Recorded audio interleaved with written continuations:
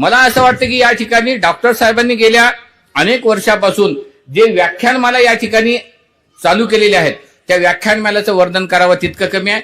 उत्तरोत्तर महाराज लोकांना सवय असते किती वेळ बोलायची, कारण आम्हाला कसं असते की एखादं ओळी दिली ज्ञानेश्वरीची की कार्यक्रम चालूच आमचा, पण वक्त्याचं आपल्याला भाषण ऐकायचं आहे, वेळेची मर्यादा लक्षात घेऊन या ठिकाणी. आणि मला एक आवडला आता विशेष करून, कारण चला कुटुंब जपूया, तर डॉक्टर साहेबांनी एक शब्द मला ऍड करावा असं वाटतं.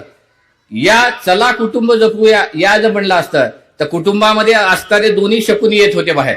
एक शकुनी येत होता, एक कृष्ण येत होता.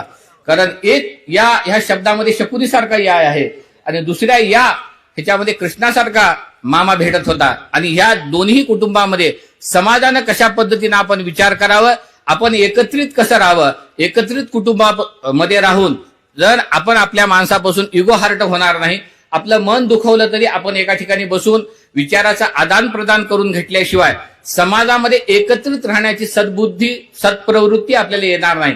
म्हणून साहेबांनी हा जो योग या ठिकाणी योजिलेला आहे व्याख्यानमालेच्या माध्यमातून, चला कुटुंब जपूया, काळाची अत्यंत गरज आहे.